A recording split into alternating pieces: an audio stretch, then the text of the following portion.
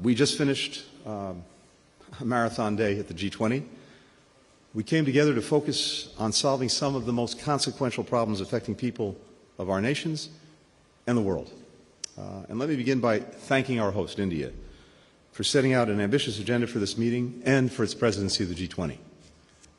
We met here in Delhi roughly 1 year after President Putin launched his war of aggression on Ukraine, and 1 week after 141 countries voted in the United Nations General Assembly for a resolution that expresses support for a comprehensive, just, and lasting peace in accordance with the United Nations Charter and its principles of sovereignty and territorial integrity, and deplores the human rights and humanitarian consequences of Russia's aggression.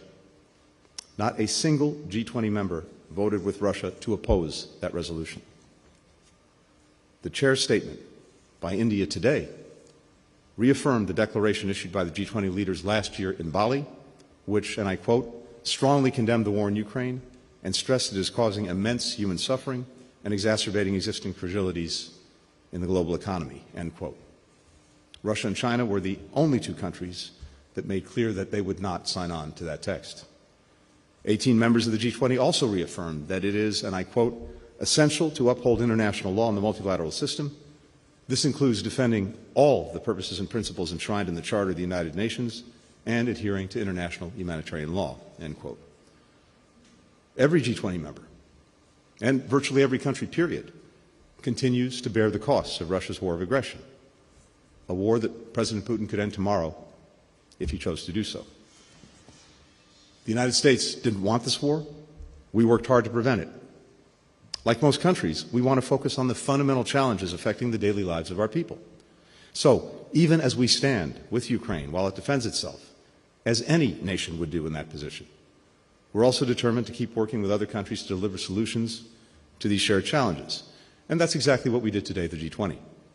These challenges include the unprecedented food security crisis around the world. We've got to do two things at once: get food to the hungry now, but also help countries build up their agricultural productivity and resilience so that they're less vulnerable to future shocks. The United States is leading on both fronts. In addition to funding more than half of the World Food Programme's entire budget, we've contributed $13.5 billion to fight hunger over the last year alone. And we've committed more than $11 billion over the next 5 years to boost countries' resilience and nutrition.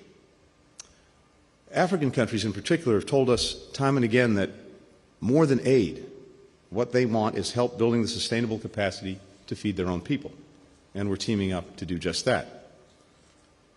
Now, the unprecedented levels of food insecurity have been driven primarily by climate, by COVID, and by conflicts. But the crisis has been worsened intentionally by President Putin, who's weaponized the hunger of people across the globe.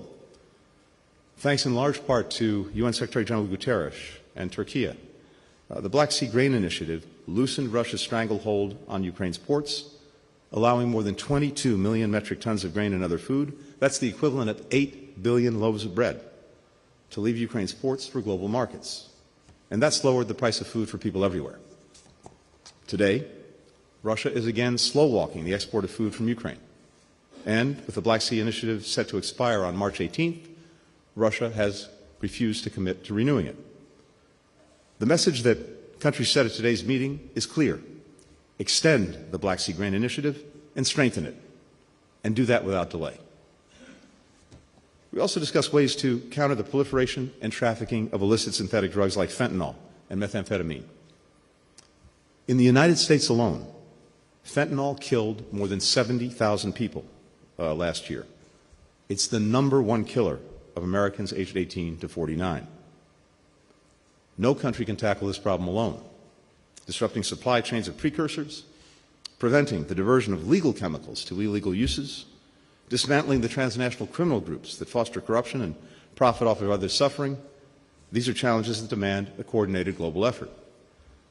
That's why it's important that, for the first time, G20 ministers called for a strong international cooperation to counter illicit synthetic drugs. And it's why I proposed to my fellow ministers today at the G20 that we create a focused line of effort to bring together governments, international and regional organizations, private sectors, and others to tackle this problem. This is a law enforcement and security issue, but it's fundamentally a public health issue and an increasingly global one. Today we also discussed other challenges where people around the globe expect our countries to work together, like addressing the climate crisis, helping communities adapt to the inevitable changes it's causing, strengthening global health security so that we're better prepared to prevent, detect, and respond to future health emergencies. I also had the opportunity to speak on the margins of today's meetings with counterparts from Nigeria, South Africa, Brazil, Indonesia, the Netherlands, Mexico, Saudi Arabia, Argentina, and of course, India. And let me first commend the Indian presidency and Foreign Minister Jaishankar for securing G20 consensus on a broad set of agreements reflected in the Chair's summary and outcome document. That's a first for G20 foreign ministers. Now, Minister Jaishankar and I speak so frequently that we just pick up right where we left off, working to elevate our strategic partnership in concrete ways, supporting India's very ambitious G20 agenda, advancing the U.S.-India initiative on critical and emerging technology, which President Biden and Prime Minister Modi launched at the G20 summit in Bali last May, engaging our shared commitment to human rights and democratic values. Tomorrow, the Foreign Minister and I will join our counterparts from Japan and Australia for a meeting of the Quad, where key areas of focus will include protecting the free and unrestricted movement of goods and people across our seas, and boosting cooperation around humanitarian assistance and disaster relief, the importance of which has been brought once again into sharp relief by the devastating earthquakes in Turkey and Syria. Our engagement with the Quad and the G20 are just a few of the examples of how the United States is weaving together alliances and partnerships to enhance our capacity to deliver for our citizens. That's why I began this trip in Central Asia, where I joined my counterparts for the C5+1 ministerial. The more of these partnerships that we build, strengthen, and stitch together, the more we're able to effectively tackle transnational challenges that affect our people, broaden opportunities for Americans, bolster our security, and advance our interests. And what we're seeing in Delhi and Astana and Tashkent and beyond is that countries want to partner with the United States because they see us showing up to solve shared problems, fostering inclusive economic growth, investing in our own competitiveness, and standing up for the international rules of the road that benefit all countries, including the right of every country to choose its own path, free from violence, coercion, and threats. Lastly, I spoke briefly with Russia's Foreign Minister Lavrov on the margins of our G20 meeting today. I urged Russia to reverse its irresponsible decision and return to implementing the New START Treaty, which places verifiable limits on the nuclear arsenals of the United States and the Russian Federation. Mutual compliance is in the interest of both our countries. It's also what people around the world expect from us as nuclear powers. I told the Foreign Minister that no matter what else is happening in the world or in our relationship, the United States will always be ready to engage and act on strategic arms control, just as the United States and the Soviet Union did even at the height of the Cold War. I also raised the wrongful detention of Paul Whelan, as I have on many previous occasions. The United States has put forward a serious proposal. Moscow should accept it. We're determined to bring Paul and every other American citizen who's unjustly detained around the world home. We won't rest until we do. Finally, I told the Foreign Minister what I and so many others said last week at the United Nations and what so many G20 foreign ministers said today. End this war of aggression. Engage in meaningful diplomacy that can produce a just and durable peace. President Zelensky has put forward a 10-point plan for a just and durable peace. The United States stand ready to support Ukraine through diplomacy to end the war on this basis. President Putin, however, has demonstrated zero interest in engaging, saying there's nothing to even talk about unless and until Ukraine accepts, and I quote, the new territorial realities, while doubling down on his brutalization of Ukraine. Independent of what Russia does, we showed here in Delhi what we will do: deliver results on the problems most affecting our people's lives. Our hosts are committed to doing this over the course of their G20 presidency. For that, and for their leadership and hospitality, I'd like to close by expressing my gratitude to India. And with that, happy to take some questions. We'll first go to Ian Marlowe with Bloomberg. Thank you, Secretary. There's been rising concerns in recent years about democratic backsliding and human rights issues in India, including the rights of religious minorities, and recently with a move against the news organization, the BBC. Did you raise U.S. concerns about these issues with your Indian counterpart today? And are you concerned at all that the situation might worsen heading into next year's federal election in India? And secondly, Reuters has reported that the U.S. is speaking with allies about potential sanctions for China if it sends lethal aid to Russia for use in Ukraine, as you've warned about in the past. Can you comment at all on those discussions and more broadly about your conversations with counterparts today relating to China's relationship with Moscow? Thank you. Thank you. First, on India, we're the world's two biggest democracies. We're committed to an enduring project, both of us. In our case, as our founders put it, striving to form a more perfect union. That's part of our national ethos. It's a project for both of us, India and the United States, in different but also complementary ways. So we have to work together to show that our democracies can actually deliver on our people's needs, and we have to continue to hold ourselves to our core values, including respect for universal human rights, like freedom of religion and belief, freedom of expression, freedom of assembly, which makes our democracy stronger. So we regularly engage with our Indian counterparts to encourage the Indian government to uphold its own commitments to protect human rights, just as we look to ourselves to do the same thing. And in most conversations that I have with my counterpart, Foreign Administrator Shankar, this is an issue that we discuss again as we did today.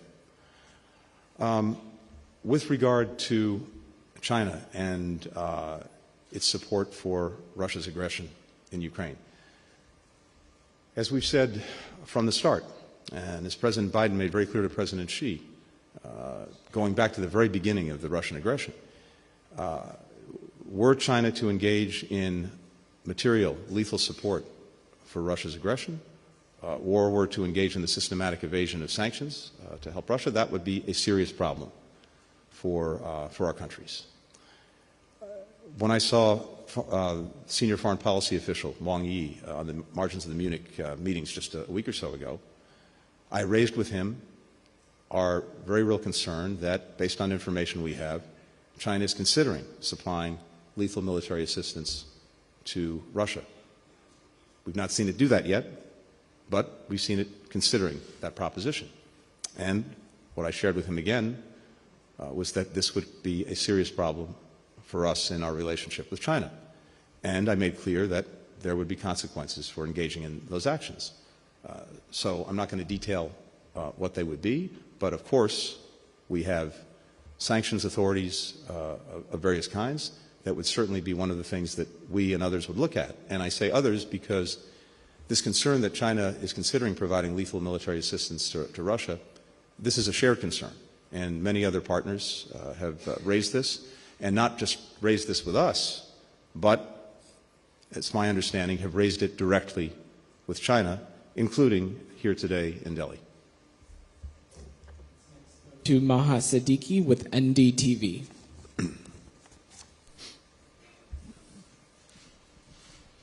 Secretary Blinken, even though there's been an outcome statement and the chair's summary, in two successive ministerial meetings, we've not seen consensus in the form of a joint communique.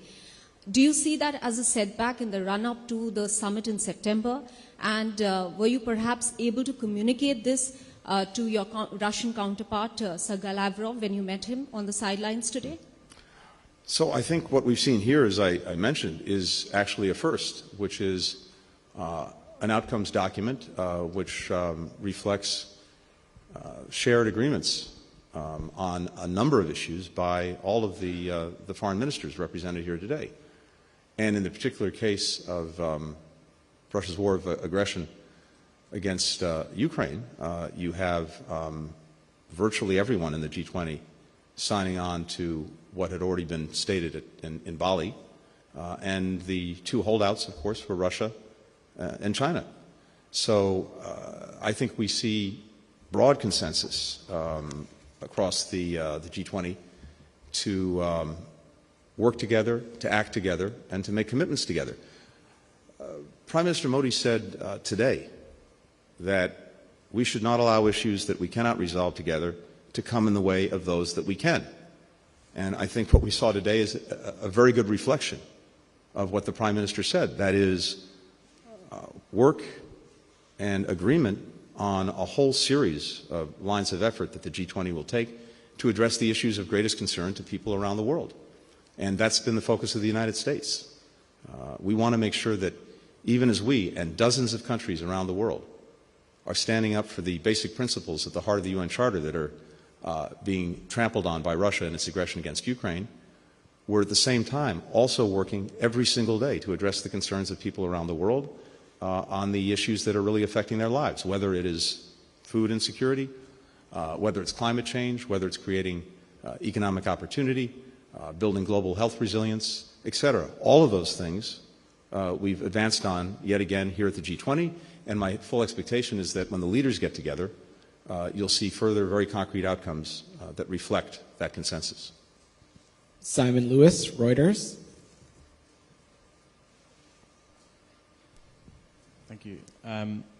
Just to follow up a little bit on what you just discussed on the G20 today, Prime Minister Modi also mentioned in his comments today that multilateralism is in crisis and talked about the architecture of global governance having failed. I wonder if you agreed with that assessment. And since the G20 failed once again to reach a consensus, putting a slightly finer point on it, can this forum still function with Russia as a member? And just to add on your conversation with Foreign Minister Lavrov, I wonder why was it that you felt that this was the moment to raise those issues with the Foreign Minister? Thanks, Ian.